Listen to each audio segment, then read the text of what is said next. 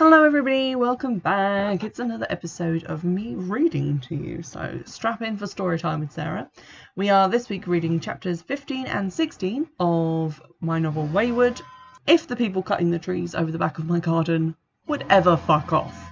Last time we saw Stone, aka Michaela. She was participating in a very strange ritual that has been devised by Sophia in a foreign language she doesn't understand, and after it, everyone in the coven seemed a little bit whacked out, pale, tired. They all instantly went to bed, and some of them were saying things at the same time like robots, and she was a little bit concerned.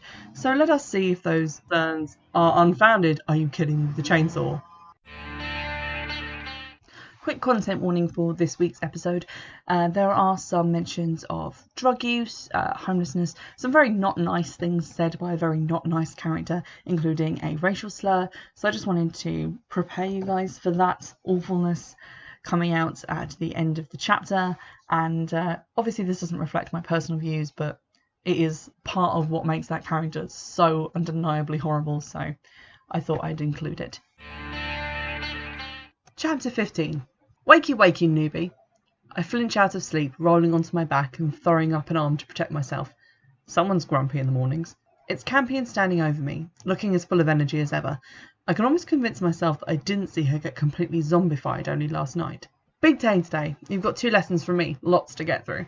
I feel sick at the thought of going anywhere near magic after last night. I don't feel well, I say truthfully. Fresh air will do you good then. There is clearly no way to get out of the lesson or away from Campion. I sit up and push the covers off, crawling awkwardly out of my bed and looking around for my clothes before I realise that I'm wearing them. The glamour has worn off though, leaving me in my market stall goth ensemble. I grab my hairbrush from my bag and swipe it through my hair. Glamouring myself doesn't bear thinking about. Keep those shoes sensible, Campion says, nodding at my trainers. We're going on a field trip. Is this going to end with me running from more students? No student goes where we're going, she says. Not exactly comforting. There's no one downstairs and I can't help looking around for Cray, anxious that he's not there. They went out, Campion says helpfully. Nara and Cray went into town to do some shopping. Well, nicking. Alex and Chronicle are probably up with Sophia. Whatever, I say. Shall we get this over with? Okay, what's up? Campion demands. Yesterday you're Little Miss Witch and today you're acting like a spoilt brat. I glare at her, feeling stung. Whatever that was last night was weird. After it, you were all pale and acting really odd. We were tired, Campion shrugs. It takes a lot out of you doing a big ritual like that. What was it for? I asked. Just, protecting the coven. Alex said it was for saying goodbye to people going to Bristol. Alex was probably having you on. There's been no one gone to Bristol since, well, it was a few months ago. White Hart? Can't really remember. Anyway, what does it matter? I was just thinking if you're going to zonk yourself out for a ritual, you should know what it's for. Protection, I told you. I'm still not convinced, Campion sighs. Look, it's a secret. You've done your first degree initiation right, but once you've learned all the tricks and spells we have to teach you, once you've passed the tests, you get your second degree. Then you'll find out all the stuff about the rituals we do. It sounds believable. Sophia seems to enjoy her role as Queen Witch. I wouldn't put it past her to have dreamt up all these tests and stages of initiation to create some mystery. Still, the ritual bothers me. I want to know what we were doing out there in the dark, what all that scary energy was going towards. We've got to get going, Campion says. It's a long walk to the other side of the wood. The wood? Yeah, we're going gathering, she smiles. This morning is all about finding and using magical ingredients. I look at the window, where rain is running down the glass in chilly snail trails. Yay. Well, I say, wiping my tree mould covered hands on my jeans. This fucking sucks. We'd walked from the house down to the lake on campus, and from there around to the end of the footpath, where a big sign with the university logo said, "No access beyond this point." Campion went straight past it and up into the trees. Beyond that first hill was another hill, even steeper and covered in pine trees. There are big spaces of raw red earth showing here and there where the land has given way. My thighs are already sore from walking, and in the last scrabble down to a sort of valley between hills, I grabbed the wrong branch and fell, getting covered in bits of leaf and grass-green mould. You've been complaining for the last 20 minutes, Campion says. I've been tired and pissed off for the last hour, so be grateful I held it in that long. Campion has a canvas shoulder bag across her body and is frowning up at the branches over us. How well can you climb? Can I just catch my breath? She turns around and slips the bag from her shoulder. That's mistletoe. Old druidic magic. I know what mistletoe is, I say. We need it. And clover, holly, blackberry. Lots of gathering. We're going to find you a wand. Okay, I sigh. So how are we getting the mistletoe? She reaches into her bag and pulls out a large kitchen knife. We have to climb up there, one of us to cut it, the other one to hold it. She looks at me seriously and I feel my stomach go cold. When she pulled the knife out, I thought she was going to point it at me. If it touches the ground, it loses its magic. Right, I say, rolling my eyes. Stuff the sock, madam. Do you know what we're going to do with the mistletoe? Magic, I say, raising an eyebrow. We're going to see the future, Campion says proudly. Now get your ass in gear and get up that tree. It's a thick oak and the lowest branches are just over our heads. Campion has to duck down and give me a boost before she jumps and grabs a branch, scraping her boots up the trunk until she gets high enough to put her foot on a limb. I've never been a tree climber. When I was a kid, I was more interested in digging holes and mashing up plants in water to make soup. Skinny, cute girls in butterfly hair clips and jeans climbed trees. I belonged on the ground, my jogging bottoms and market t-shirts, wellies covered in mud and grass. We make slow progress, and Campion has to stop to wait for me a few times. My knees lock tight at every breath of wind, the few leaves left on the tree shiver, and my hands slip a few times on the wet bark, making my heart jump in my chest. Just a few more feet, Campion calls down from above me. I clamber up the last few branches, bile stinging my throat as a gust of wind makes the tree creak. It's okay. God, you look like you're going to throw up. I might. Not in a sacred oak, please, Campion says. Here, sit down there and grip the branch with your legs. Put your hands up for the mistletoe. Sit down? I look at the branch I'm standing on, instantly regretting it when I see how far away the ground is. How will I stand back up? Fine, stand then, but don't lean too far out, Campion warns. I think I might actually be paralysed. I can only move my eyes, and I can't imagine moving even my hands, let alone climbing down all that way. Stone, keep it together, Campion says. Reach up. Inch by inch, I put my hands up, following my shaky fingers with my eyes until they land on the ornate chandelier that is the round mistletoe plant. Campion raises her knife and starts to cut, making the tree tremble. My legs feel like they're made of stone. It's only the grip of my shoes on the branch keeping me from falling and smacking into the ground far below. Done, Campion announces, taking the plant from my numb fingers and stowing it in her bag. Let's get you down before you faint. I can't even make a joke, my mouth is too dry. It turns out that climbing up was easy compared to getting back down. Creeping down the tree backwards, feeling my way with my feet on the crumbling bark and the slick moss, is almost impossible. My heart is clenched in my mouth the entire time. Each slip and wobble of my feet makes me cling tighter to the branches above me. Not far now, Campion promises from below me. I reach my foot down for the next branch, feel it solid under my shoe, and put my weight on it as I step down with my other foot. The branch sways away under my weight, then I'm dangling from my hands, feet windmilling in mid-air. Stone! My hands slip and I feel myself go backwards, a scream ripping out of my mouth as I plunge through the air. The earth meets my back with a smack, knocking all the air out of my lungs and making my skull rattle. The branches swim above me. Campion's face appears under the whirling sky. Stone! Can you move your legs? Ugh, I manage, shuffling my legs around on the ground. Oh, thank God. Campion grabs my hands and pulls me into a sitting position. You're not bleeding either. Lucky. She picks a stick from my hand, one I must have grabbed on my way down. Keep a hold of that, she advises, pressing it back into my palm. Ow, I say stupidly, looking up at the tree, trying to see where I fell from. How high was I? Up there. Campion points to a snap branch 10 or so feet up from us. Not that high. I sniff, and to my horror I feel my eyes start to well up. It's stupid, but I want to go running to my mum. Campion crouches next to me and gives me a firm, tight hug, which makes my back ache a little more than it already did. It's nice, though, and it makes me feel better. Sorry I made you climb all the way up there. But it'll be worth it, I promise. Let's just get the rest of this stuff and go home. I get to my feet and rub my bruised bum. I'm really going to feel that later. Agreed. Come on then, and keep your wand with you. Campion gets up and walks deeper into the wood, eyeing up the trees and the plants that grow among the drifts of leaves. I look at the stick in my hand, a foot-long piece of oak, knobbled and dark, as thick as my index finger. My wand. Wait for me, I call, jogging after her. That afternoon in the wet woods we gather enough random greenery to keep an underworld florist busy for a year.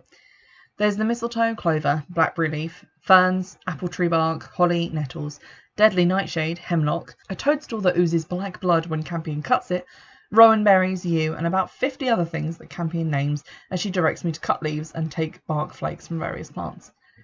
As we troop back towards the campus, Campion takes us round the farthest edge of the lake and motions for me to crouch behind a dripping hedge. We watch from between its leaves as a group of middle-aged hikers tramp past, oblivious to us. They've no idea, Campion says, a note of smug wonder in her voice.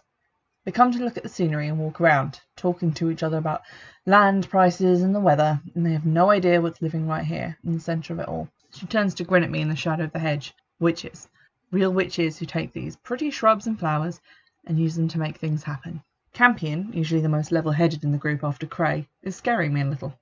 She's never spoken like this to me before, so serious about magic and so contemptuous of normal people. Stone, you're one of us. Don't waste that power because one ritual gave you goosebumps, she says more gently. You were meant to be a witch. That's why you came to us. You were always meant to come here. She squeezes my shoulder and I feel a little better. Still nervous, but less about Campion, more about what's to come. The bag of herbs and plants is heavy in my hand, and I know there's a lot of potential in that bag, the potential for great magic. I remember my plans to use magic to get my parents to take me back.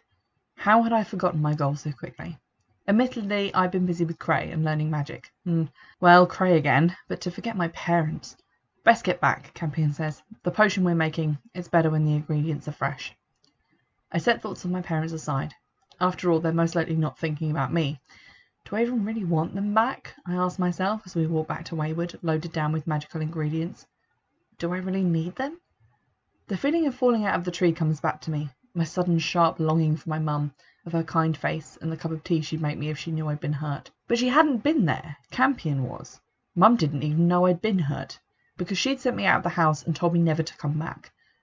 I think of calling home again, of telling her about the tree, about falling, to see what she'd say. Would she even stay on the line if she knew it was me? As I climb after Campion into Waywood House, I catch sight of Cray sitting on the sofa. He takes one look at my muddy clothes and drops his notebook. What happened? Are you okay? I shake my head. I fell out of a tree. We were picking mistletoe. He frowns at Campion. You made her climb the oak tree. Did you get hurt? He asks me. Not really, just scared. I shrug off my wet and filthy jacket. I'll get you some tea. I think we've got some of those instant heat pads as well. That would be great, I say, because my back is really starting to hurt. Cray kisses me lightly on the mouth, making me blush as I watch him go into the kitchen. That is just sickening, Campion says, smiling like a cat. Good for you. Yeah, he is, I say, settling down on the sofa and glamouring my clothes clean and warm again. Who needs parents when I have friends, magic, and a boyfriend I can rely on? Chapter 16. It gets dark while Cray and I snuggle on the sofa drinking tea. He shows me diagrams in his notebook, signs and what he calls sigils, magical symbols that invoke different powers, the elven star used in alchemy, runes, alchemical signs for the planets and the elements. The others leave us alone, and I'm happy about that. After the weirdness of last night's ritual, I want some time with him, time to remind myself of all the good things at Waywood. Cray is definitely a good thing. Having his arm around me, so close I can rub the soft sleeve of his hoodie between my thumb and finger, is the best thing I have ever felt. Campion taps on the door and pokes her head round. Potion time, Stone, if you can tear yourself away. I smile at her, gently easing away from Cray. Time to go be a witch. I'll keep the sofa warm, Cray says, letting me go but catching my hand at the last moment and kissing it. Be back soon. Campion takes my hand. You can't rush Ceridwen. Who? I ask as she pulls me up the darkened stairs and onto the landing. Celtic goddess of prophecy, knowledge and wisdom. The crone, the old mother. Goddess of the dark mirror, Campion says in a creepy voice, leading me to a room I've never been into before, which must have been the upstairs bathroom when the house was a normal house.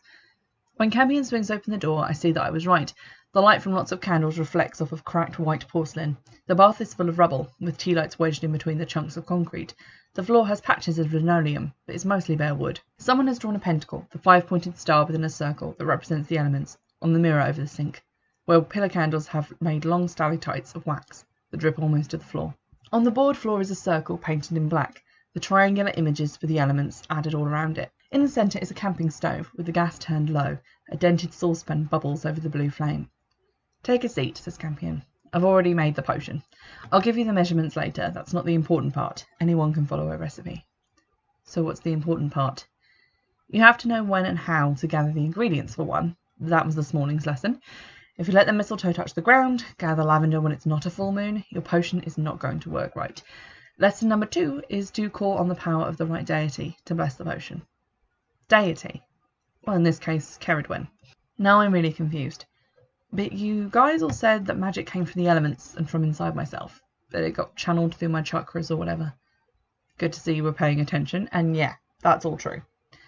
But you want to ask a dark goddess for power? I feel my skin prickle with unease. Is that safe?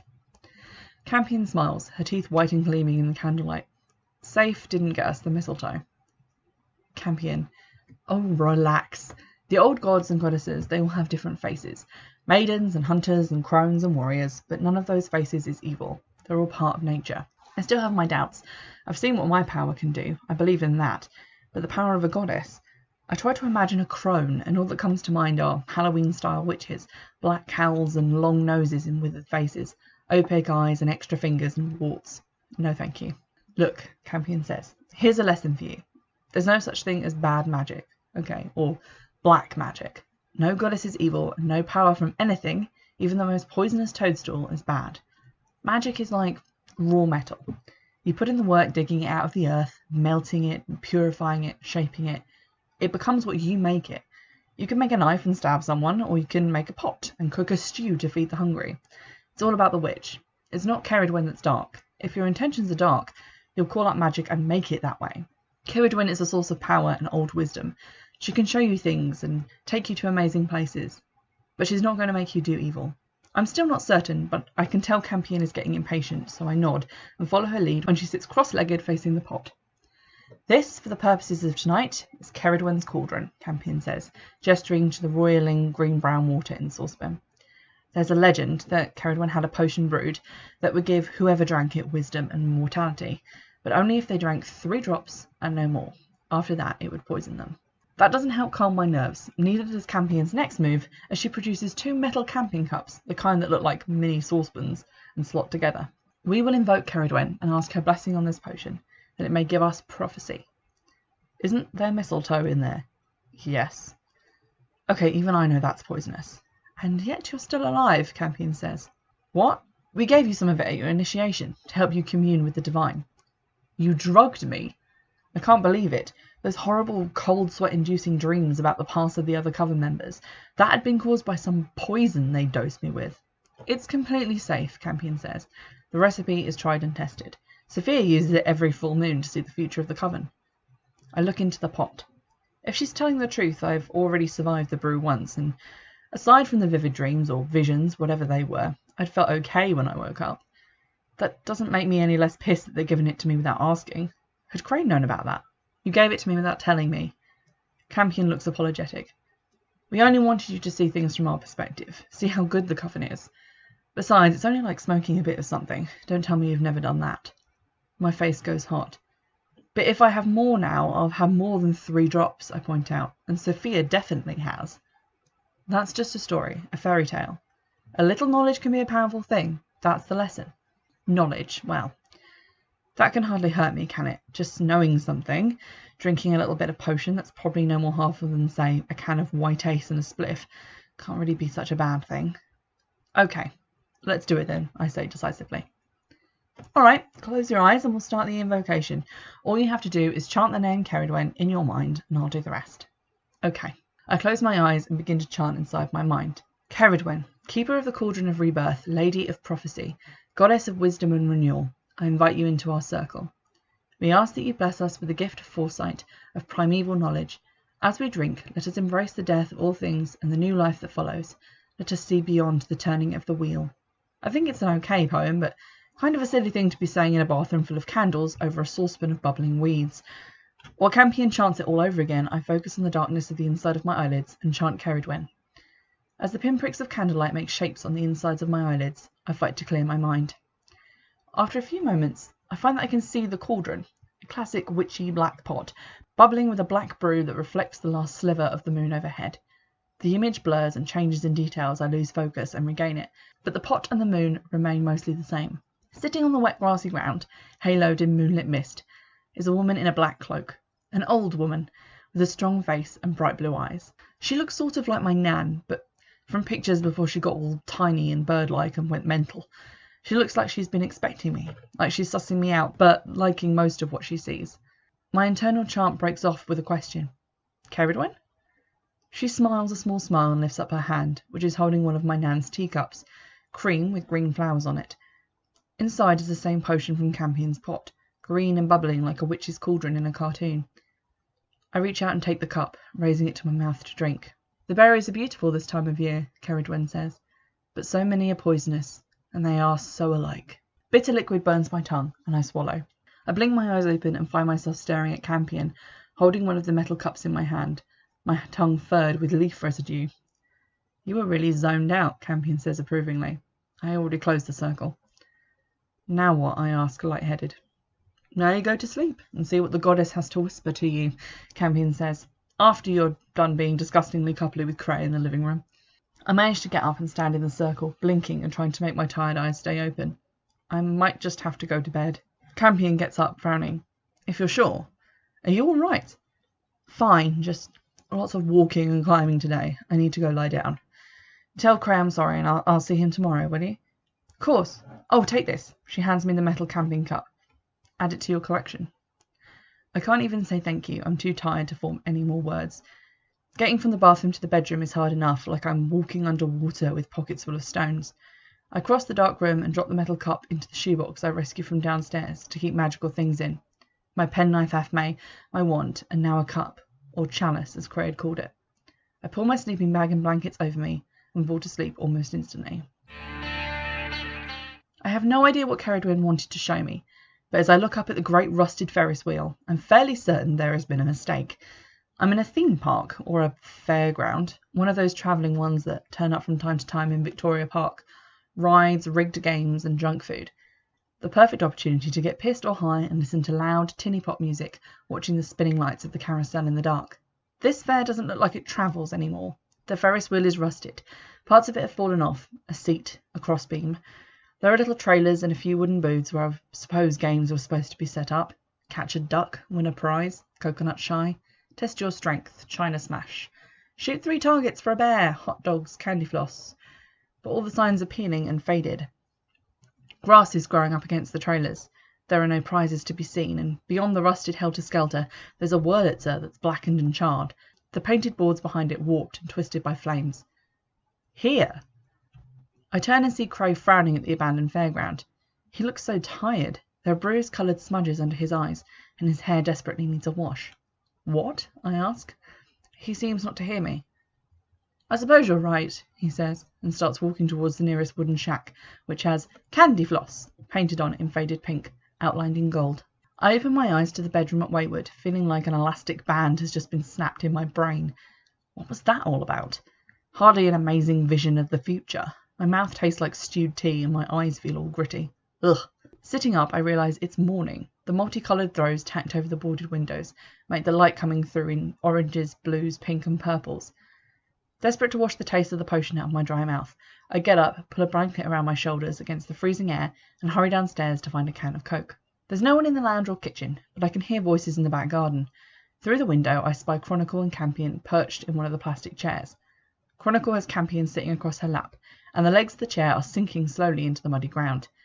As I watch, Campion clasps her hands behind Chronicle's neck and leans in, her face hidden by Chronicle's red hair. At least now Ilex can direct his sneers at someone other than me and Cray. The kitchen is freezing. Literally, the water in the bottles by the sink has crusts of ice floating on top. The sink itself doesn't work, like the sink and toilet upstairs, so it's where cans of fizz and lager are stored.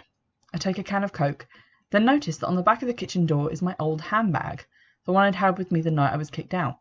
There's nothing useful in it, just my school ID and my dead phone. An idea occurs to me. Setting aside my can, I dig around in the bag for the phone. It's just a dead piece of plastic, but I stare at the black screen and try to imagine energy crackling from the air around me, flowing through my hand and into the phone. For a moment nothing happens. Then I see the screen flicker, and a second later the phone lets out a little tune to tell me it's turning on. I have 9 voicemails and 57 texts. Feeling disconnected from the squat and the laughter from outside, I start to scroll through them. Chloe. Back from the trip, totally bored, and needed to brief you on what happened with Nick while we were away. Text me back, yeah? Chloe. Fine, bitch. See you at school tomorrow. Chloe. What the fuck, Kayla? Everyone at school says you ran away from home. Tash says you never even called. What's going on? Chloe. Kayla, we're really worried about you. Do you still have your phone? Why aren't you replying? Call me ASAP, okay? Tash. Kay, come home. I'm sorry, all right? We all really miss you, and my mum is really pissed at me for not telling her sooner that you came over that night. Chloe. Your parents are really worried, Kayla. I'm scared. Can you please just call me? I won't tell them where you are, I promise. On and on. Clearly they don't know my parents kicked me out and said I wasn't ever coming back. They all think I just ran off on my own. And as for Tash, the lying bitch, she's blatantly told Chloe that I didn't come to see her when she'd been the one to turn me away. The last message is from Chloe, sent today. I don't know if you're out of credit or if your contract ended, but I'm going to be at the cafe by the Abbey with the big cookies. If you can't reply to this message, please just show up today, 1 p.m. It's only then that I realise it's a Saturday. Since I stopped going to school, all the days have blurred together. The clock on my phone tells me that it's currently 11:30. It'll be a push to get into town for one, with weekend buses being what they are, but not impossible. I could text her back or call, but what would I say? How would I explain the last few weeks in a way that would make sense to her? No, I have to see her, face to face. There's a small part of me, a growing part, that knows I need a parachute or a safety net, an escape route. The ritual with the white stones has me spooked, and my dream from the night before hasn't helped. It was a warning, and now it's lodged at the back of my mind. I don't know what that fairground meant, but it had felt final, like visiting a graveyard. The end. I take my handbag and look down at my clothes. They're okay for being at the coven, but are they okay for meeting Chloe? I try to remember what she dresses like, how I used to dress before I met Ilex and Chronicle and the others, who costume themselves like they're plucking clothes from a magical dressing-up box. Chloe likes pink and tight jeans, dolly shoes, and big handbags with gold charms on them. I decide to glamour myself how I want, in a black velvet dress and heavy black boots, with a purple shawl around my shoulders, the blanket a helpful addition to my tiny wardrobe. It feels wrong to be leaving the house by myself. I haven't done so since I arrived. I've always had Cray or Nara or one of the others with me. I don't like it. It's like I've locked myself out with no coat to keep me warm. But at the same time, it's almost a relief to not have them watching me, asking what's the matter. I get on the bus with a casual blinding hex and take a seat, looking out of the window as the fields crawl by. Some unforeseen roadworks and a huge crowd of Bath Rugby fans holds the bus up a lot, and with the usual Saturday traffic to contend with, I arrive at the cafe with only minutes to go until 1. It's a cheap cafe, a bit better than McDonald's, but not by much, with oilcloth tables and cans of Coke in a fridge by the door. The windows are always foggy, and the place constantly smells of chips. I pay for a can of Coke and a bacon sandwich, as I've yet to eat anything, and take it up the crazily leaning stairs to the upper floor, where the linoleum is sticky, but where it's usually quiet. Chloe and Sasha and I have a lot of bitching sessions up here, watching the people plodding past outside, and making fun of whoever annoyed us that week at school. It seems so long ago now. I'm pretty sure the woman at the till doesn't even recognise me. Chloe is sitting in our usual spot, looking out through a porthole she's wiped clear on the steamy window. Her blonde hair is even longer than it was when she went away. Must have had time to get some extensions added. Her feet are tucked under the table in their new Nikes, and she's fiddling with her gold C necklace with one hand as she peers down at the street. "Hi," I say. She jolts and whips her head around. Then her eyes go wide. "Kayla?" "Yeah." I go over and set my plate on the table, putting my can next to it as I sit down, and pick up the ketchup bottle. "Sorry, I'm starving."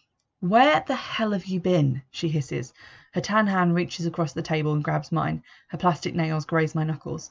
"We've been worried sick. They even had an assembly at school. People are putting flowers outside the gate, for fuck's sake." This is news to me. My parents kicked me out. "Well, they've been keeping that quiet," she says. "I mean, I heard the police had been round there, so maybe the school got onto them when you didn't show up. It's been in the paper. Everyone's looking for you." "Well, I'm fine," I say, and can't resist adding, "No thanks to Tash. I went round there the night they kicked me out for having all that weed in my room. She wouldn't let me in. Said she reckons I stole stuff last time I was there." Chloe's eyes flicker, and I remember that I'd also taken money from her dad's wallet, plus a few Blu-rays that I'd traded with one of the girls who was dealing with me. Anyway, she wouldn't let me, and you were still off on that sodding trip. "So where did you go?" I falter. Can I tell her? She'll think I'm mad, or a total loser for buying into this witch stuff.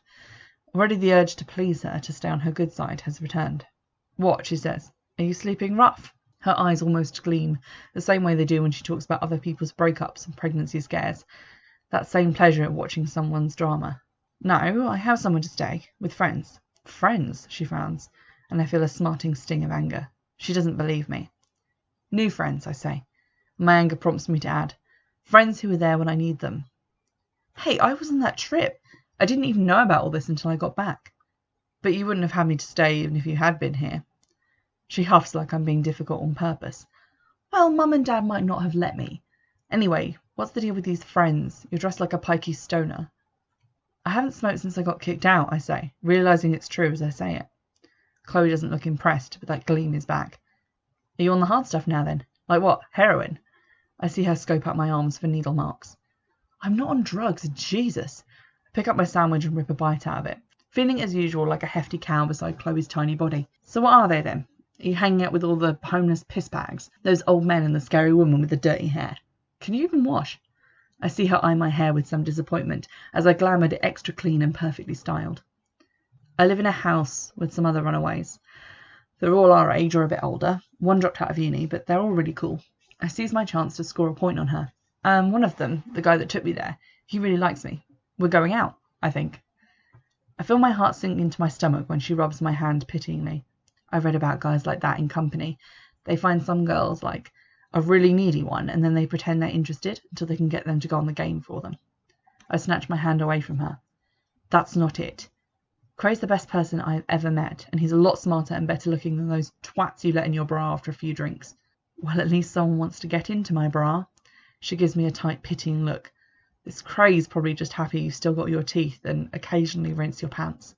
Yeah, well, at least he's not a two-faced bitch, I say. You don't give a shit about me, you only want the gossip. You never give a fuck about anyone but yourself. Her face turns scarlet under its cakey foundation. Fuck you!